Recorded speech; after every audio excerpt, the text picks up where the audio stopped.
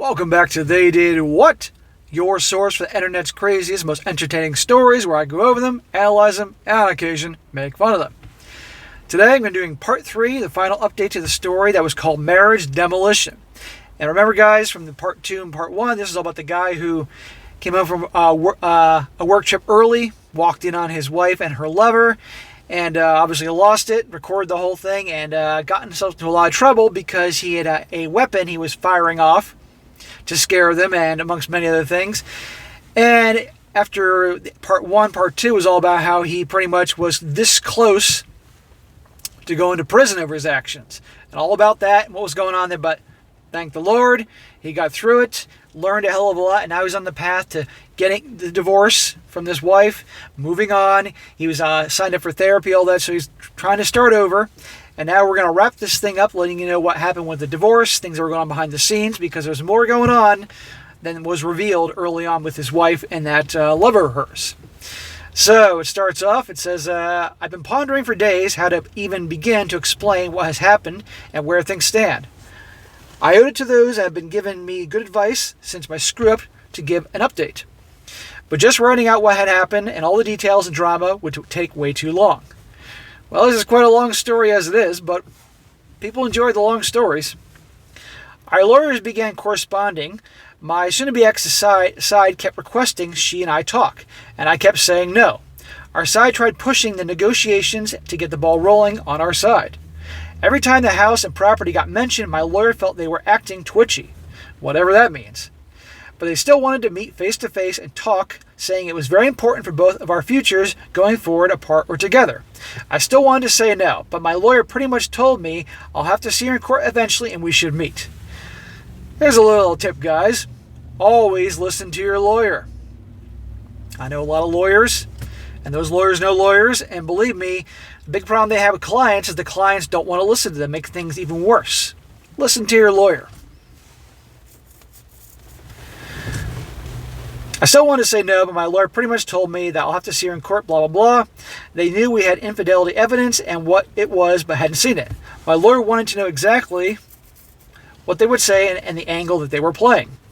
I just didn't want to see her or her voice again. They weren't willing to do a group text, so we met. Gonna have to see her eventually, man. Might as well just get it over with. It's like pulling the Band-Aid off. We met in a conference room at my lawyer's office. I was seated when my wife and her lawyer came in. I wanted my gaze to convey a touch of hate with ample disgust thrown in. She started crying and walking toward me, so apparently it didn't work. I told her to back the F off, which made her cry harder. I began moving back and away from her, which got her to stop coming forward. I'll spare everyone the specifics, but I pretty much cursed her out way worse than any human has been cursed out.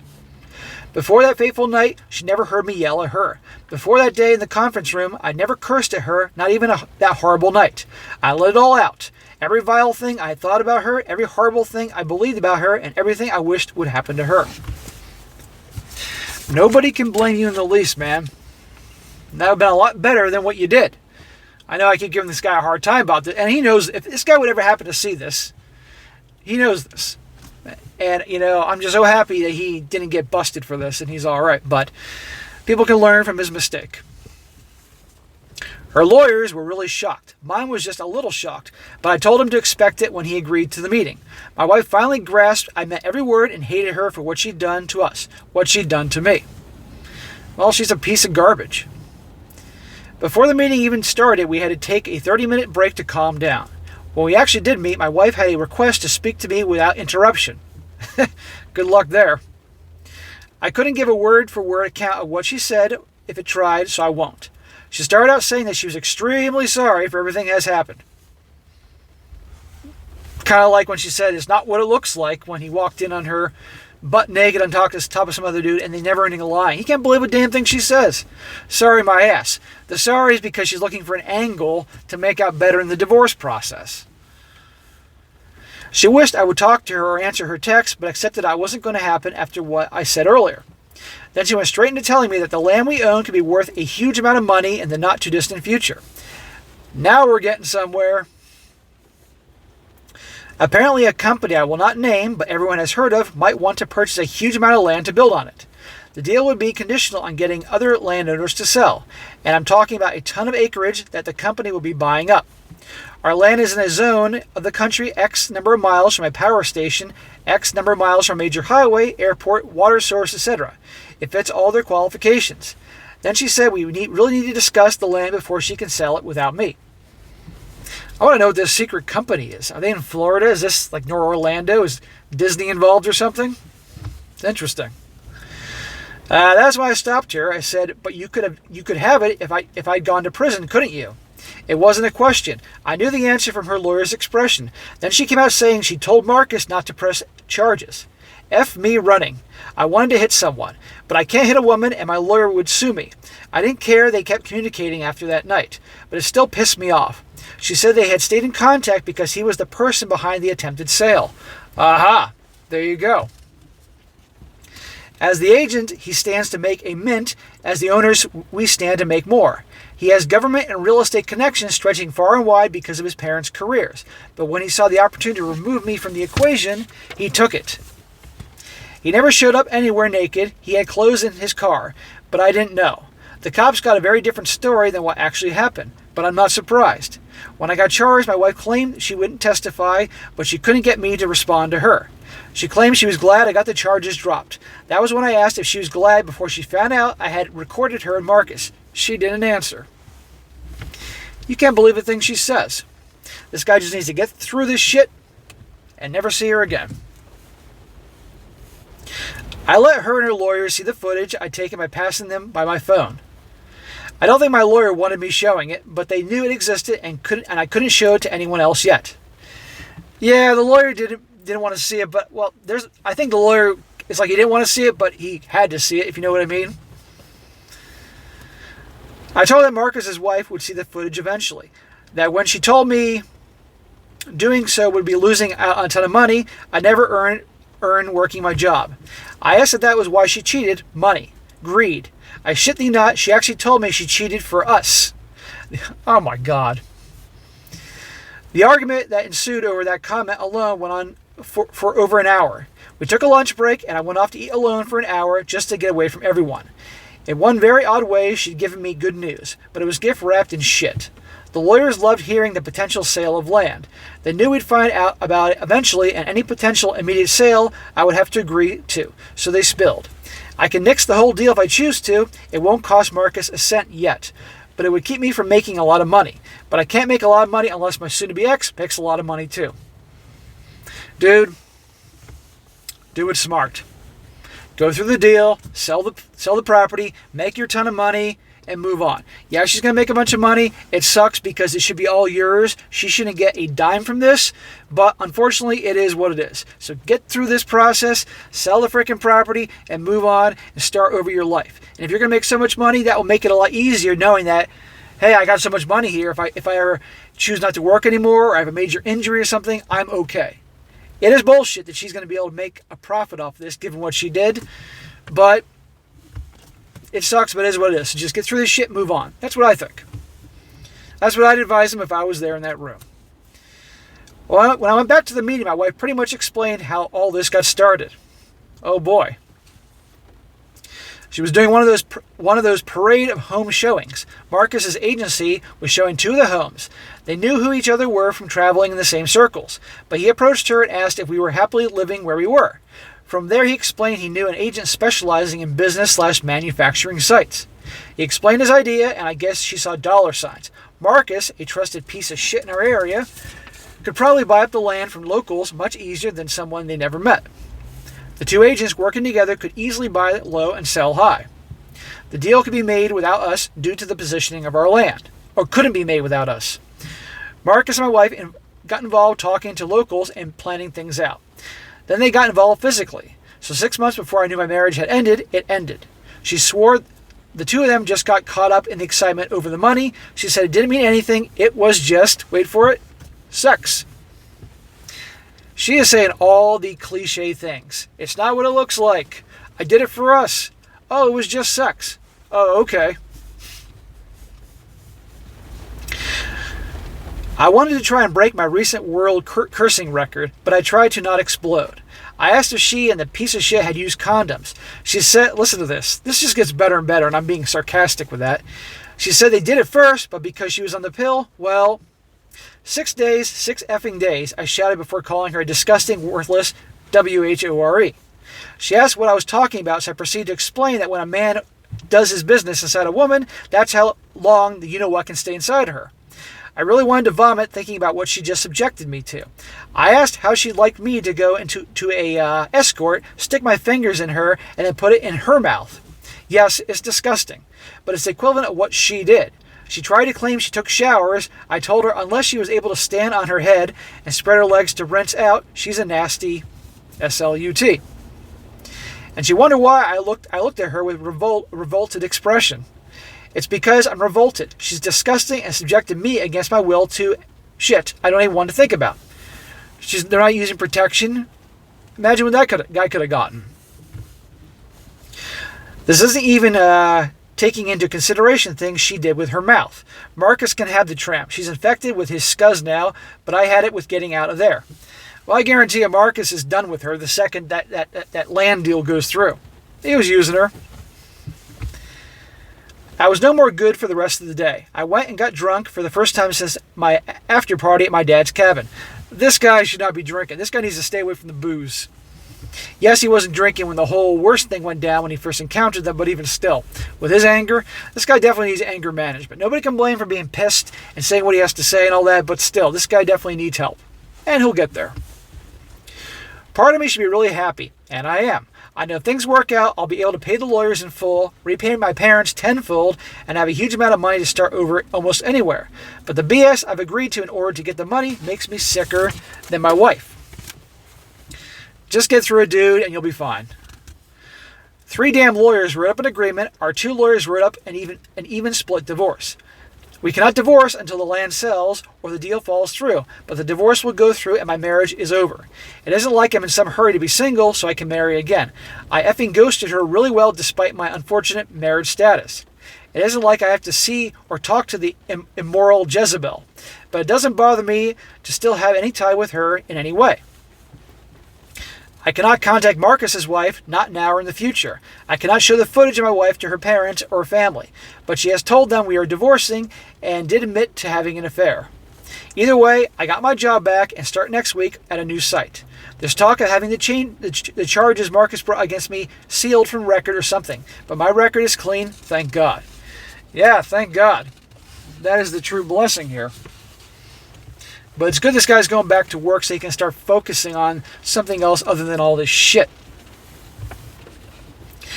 I'm still coming to grips with her excuses and her attitude about those excuses. Granted, I'll be gone 10 days at a time. At no point did I suspect anything, and our sex life remained constant.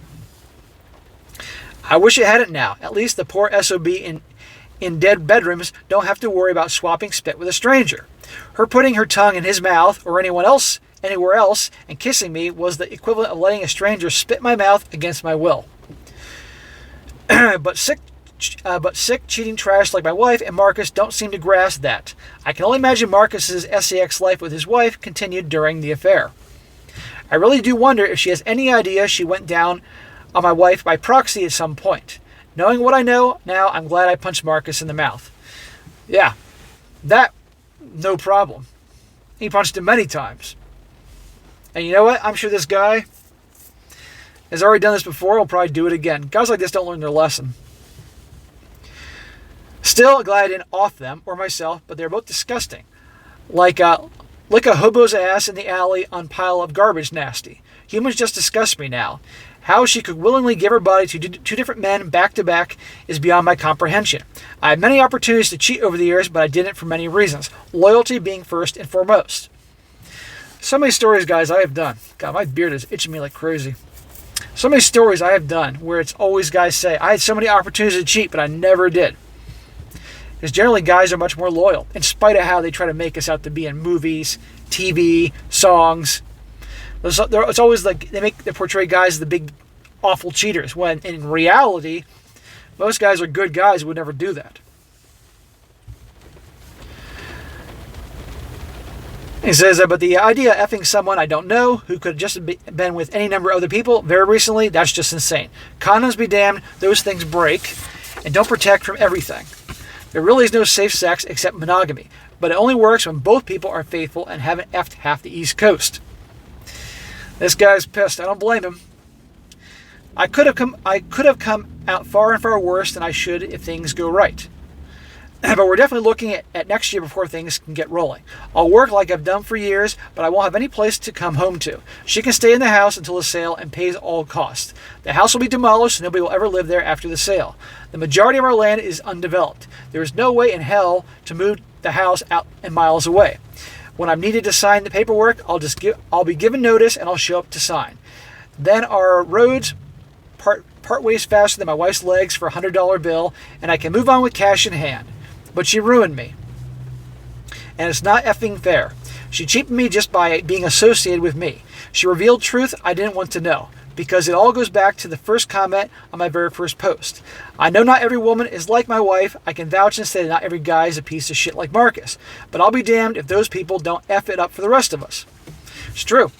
Most guys aren't like the Marcus guy, and not all women are like his wife, but there are enough out there, and believe me, I do plenty of stories, that it's a shame. And it always happens to the good guys. Why does it seem two loyal people with a great bond never meet? Almost every post on here is a nice guy or great girl who got involved with a WHORE or a man WHORE, and the consequences of the bad decision. Forget being able to trust again. I can't get past the idea of ever wanting to trust anyone like that again. He may never. That's a possibility. Nobody's worth what she put me through, and she sure as hell wasn't. It pisses me off. He's going to get away with it. I guess the world will have to wait and see if karma can scare him like I did. Well, the next time he messes with somebody's wife, it may be with a guy who actually will take things to another step, and that guy will be in the grave. I can't really see any reason for another update. She and I will divorce. Money will be deposited in my account and her account, and I will never see or speak to her again. That's how it will end either way. It's just a hold on indefinitely. I want to thank those that gave me advice and told me to keep my mouth shut and urged me to get lawyers. To those that told me to stay strong, I appreciate you. To those that felt I should eat a bullet, go eat a hobo, I'll wait a day or two after posting to respond to a few comments. Then I'll probably fade away. I wish healing for all of you who've been cheated on, just as I wish it upon myself until then. The guy can heal, but it's going to take time. But at least he'll get a lot of money, he can start over. And that's the most important thing to remember, guys. We can always get a clean slate and start over.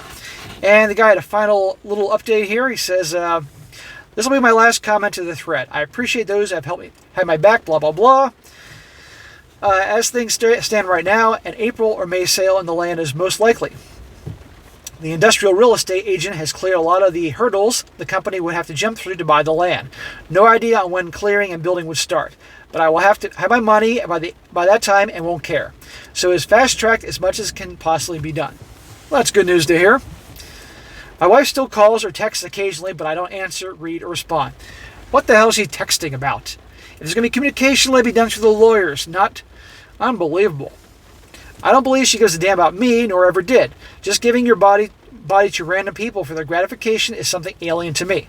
The fact that she had the ability to do that with her body disgusts me, and I want no part of her or anyone like her.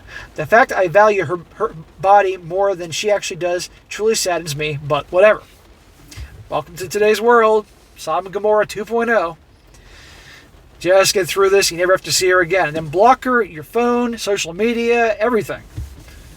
I'm done with relationships anyway. There is no way in hell I could bring a child into this world with any woman due to my wife's actions. I do want kids, but after the land sale, I may in fact go to the surrogate route. After her infidelity, the only thing my wife could possibly bring to the table is children. Women don't need men for kids now, and I'm sure don't need another unfaithful, disloyal wife to do it. And at least I'll know my children are being raised morally and ethically. My ex-wife has neither of those things. And with her actions, she proves she can never be a good wife. She proved she would be a horrible mother. God help any child that WHORE brings into the world. Well, the end. The end of the saga. The little trilogy here. It was a very good one, guys, because, again, I had a hard time trying to figure out what to call this particular story because it's different. But it goes to show you how close a guy can go to ruining his whole life if he's not careful and loses it. But thank the Lord, he got through it, didn't get thrown in prison. He found out what was really going on behind the scenes with the whole real estate thing. But he can make a lot of money and move on. We can always move on, guys, no matter how bad things get, and start over. But we may have to go through a lot of hell in the process. But Lord knows that this guy will never be able to trust anybody again, especially a woman. But He will take it one day at a time. That's all you can do. But anyhow, guys, that'll be a good little series to go over here. Hope you enjoyed it. That is it for today. Be sure to comment down below. Let me know what you think about this. And guys, if you ever come across a really good story like me to share, by all means, email it to me, and I'll definitely cover it in a future video. And be sure to like the video, share with your friends, and subscribe. And I'll catch you next time.